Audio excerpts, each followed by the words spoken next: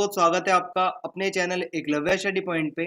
और मेरा नाम है सचिन और आज की इस वीडियो में हम स्टार्ट करने वाले अपना क्लास 11th का नया कोर्स जो कि है क्लास 11th की भूगोल। और पहला अध्याय है हमारा जिसका नाम है भूगोल एक विषय के रूप में।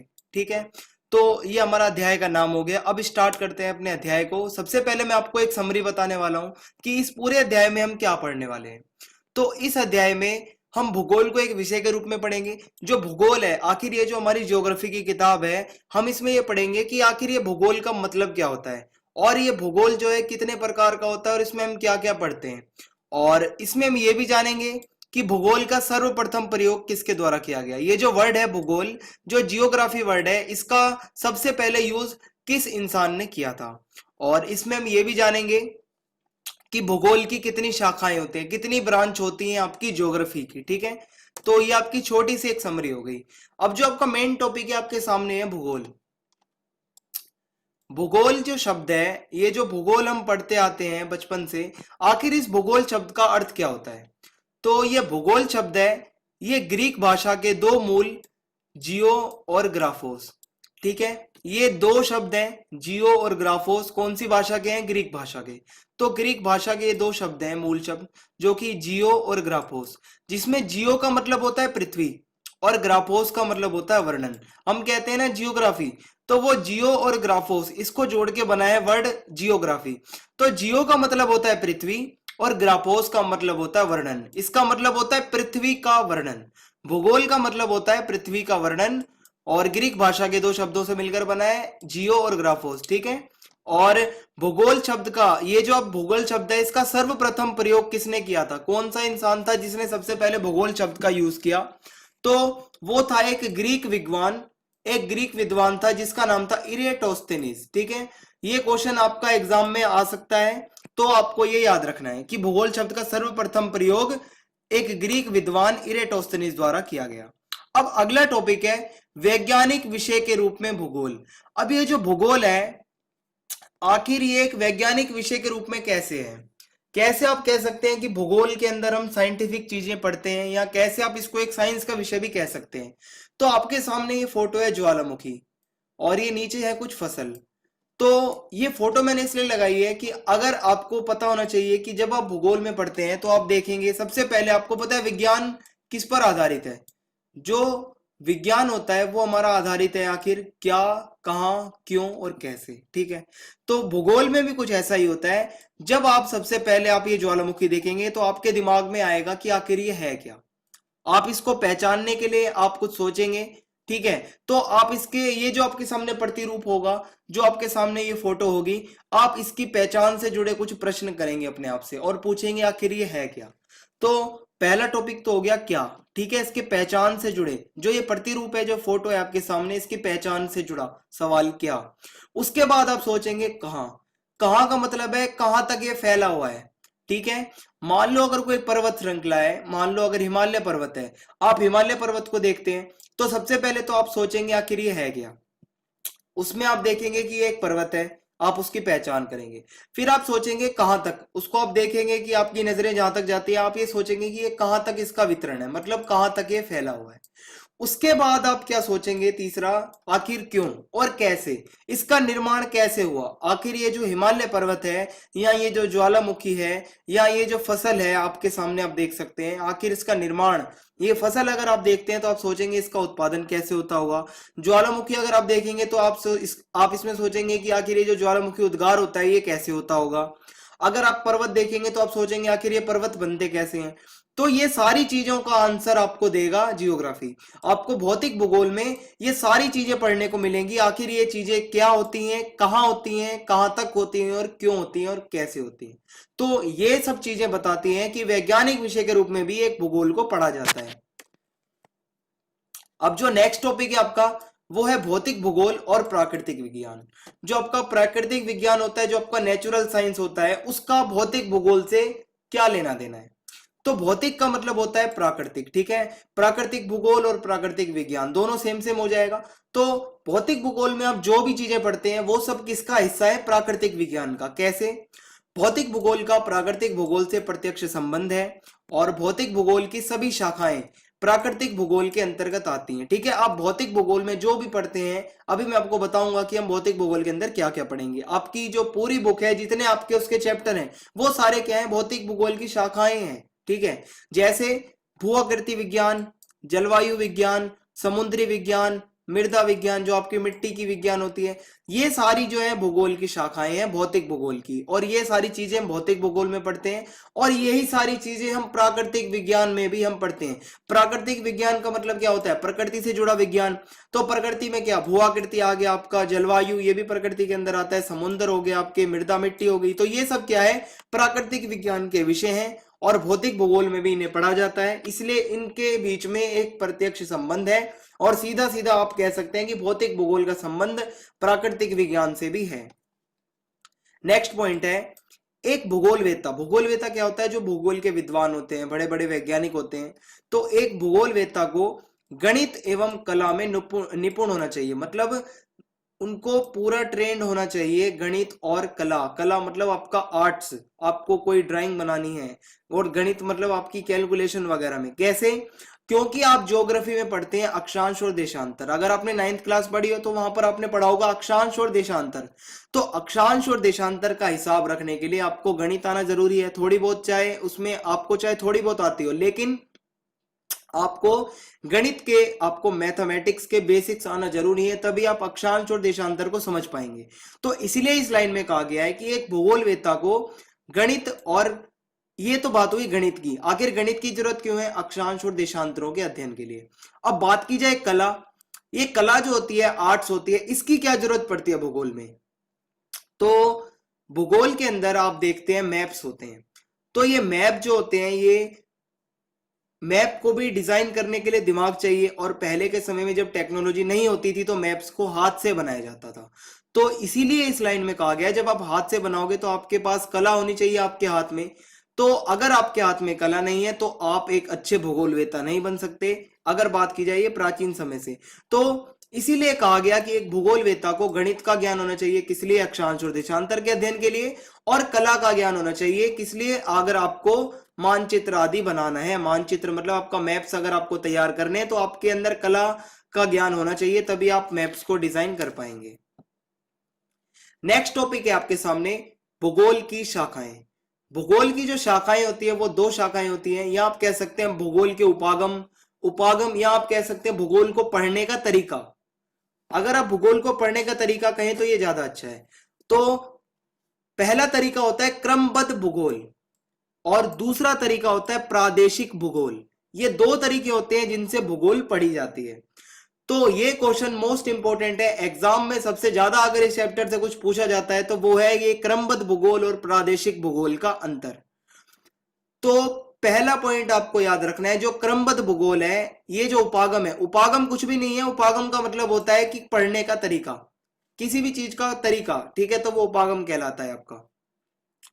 तो ये जो क्रमबद्ध भूगोल है, इस उपागम की खोज किसने की थी, जर्मन भूगोलवेत्ता हम्बोल्ट। मैंने आपको बताया था भूगोलवेत्ता क्या होता है, जो भूगोल के विद्वान होते हैं। तो एक जर्मनी का एक भूगोलवेत्ता था जिनका नाम था हम्बोल्ट। इन्होंने खोज की थी क्रमबद्ध भूगोल की। क्रमबद्ध ढंग से भूगोल को पढ़ने का तरीका किसके द्वारा खोजा गया, हम्बोल्ट द्वारा। और ये जो प्रादेशिक भूगोल है, इस उपागम की खोज किसने की थी, ये भी एक जर्मन भूगोलवेत्ता ने की थी जिनका नाम था रीटर।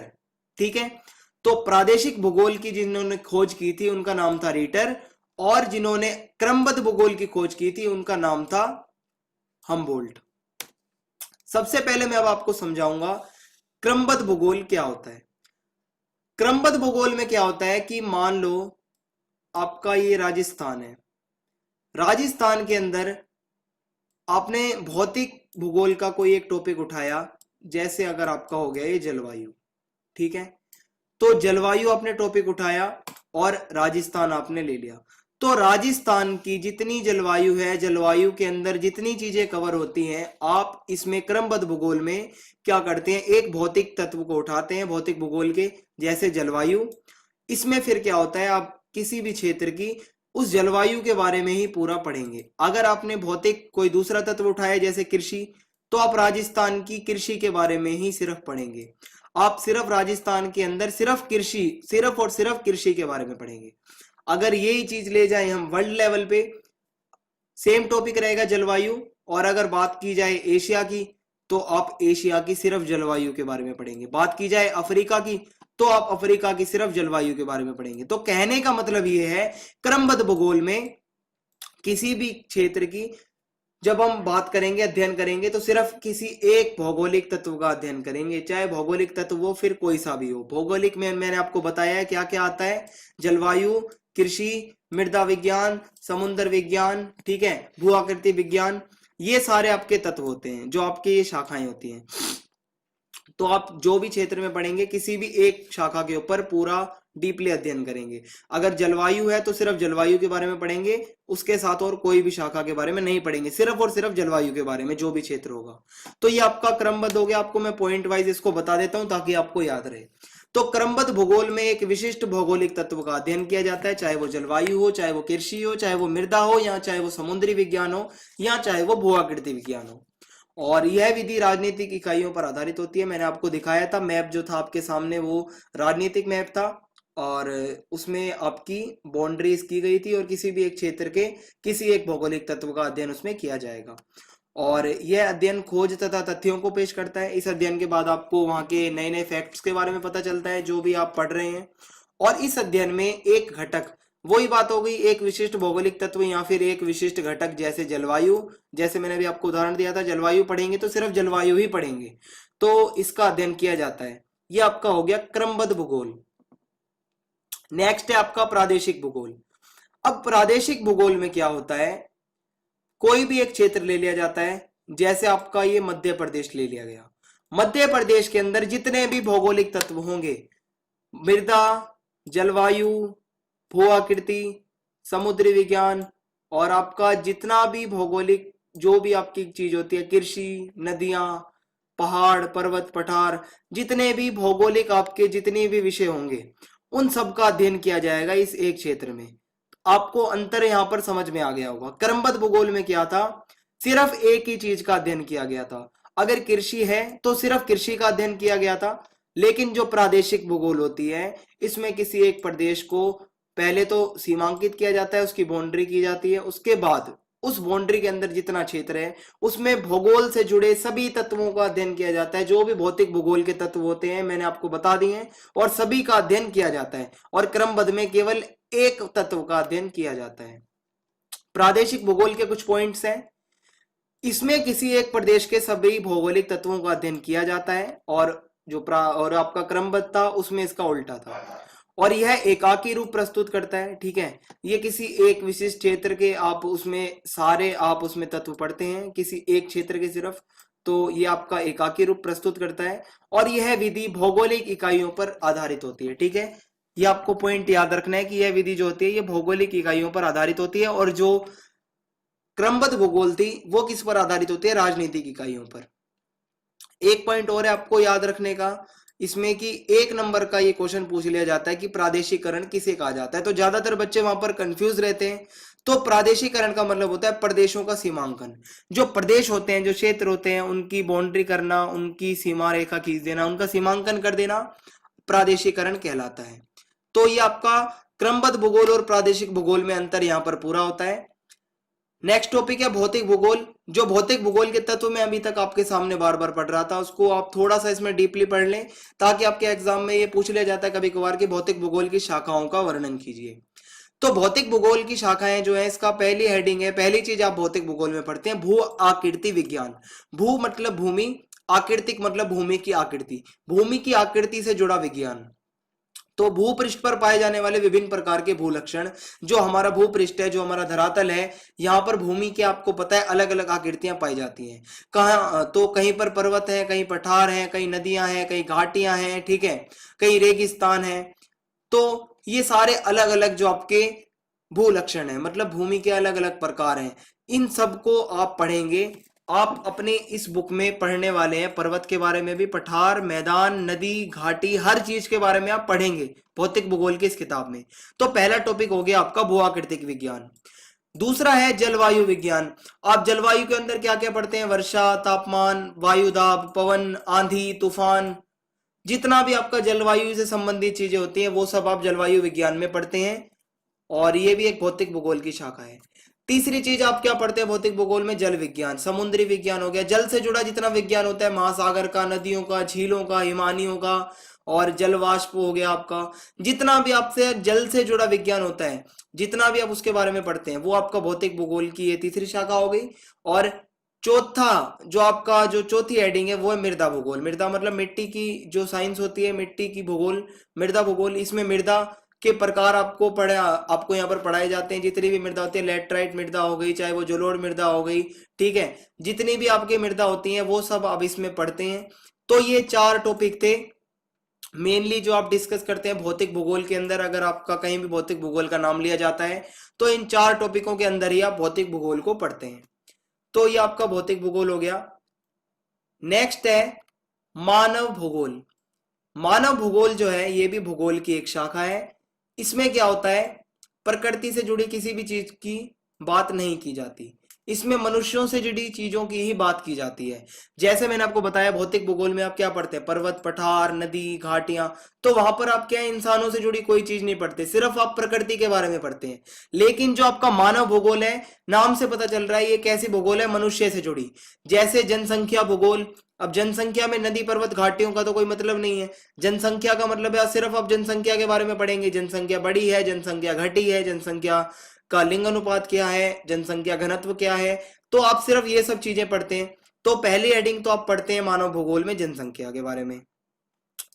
फिर आप पढ़ते हैं व्यावसायिक संरचना के बारे में, मतलब व्यवसाय, क्या काम धंधा इंसान करता है, मनुष्य खेती करता है। आपने 10th क्लास में पढ़ा होगा जो प्राथमिक सेक्टर, द्वितीयक सेक्टर, आपने अगर अर्थशास्त्र की किताब पढ़ी हो तो वहां पर आपने देखा होगा प्राथमिक सेक्टर होता है, सेकंड सेक्टर होता है आपका जो प्राथमिक सेक्टर में खेती वगैरह करना, सेकंड सेक्टर आपका उद्योग वगैरह, तीसरा सेक्टर में आपका व्यापार हो गया। तो ये व्यावसायिक संरचना, ये भी जो आपका व्यापार से जुड़ी, और ये व्यावसायिक संरचना जो मैंने आपको बताया, प्राथमिक, द्वितीयक, तृतीयक सेक्टर जो आपका होता है, ये भी आप किस में पढ़ते हैं? मानव भूगोल में। और एक और इसका टॉपिक है मानव भूगोल का राजनीतिक भूगोल। राजनीतिक भूगोल में क्या होता है? यह क्षेत्र को राजनीतिक घटनाओं की दृष्टि से देखता है एवं सीमाओं, निकटस्थ पड़ोसियों और भू वैज्ञानिक संबंध, निर्वाचन क्षेत्र का परिसीमन, चुनाव परिदृश्य का विश्लेषण, साथ ही जनसंख्या के राजनीतिक व्यवहार को समझने के लिए सैद्धांतिक रूपरेखा विकसित करता है।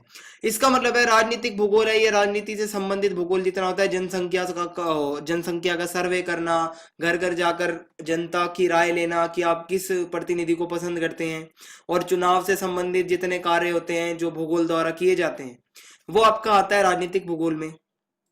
फिर है आपका आर्थिक भूगोल, ये भी मानव भूगोल का ही टॉपिक है।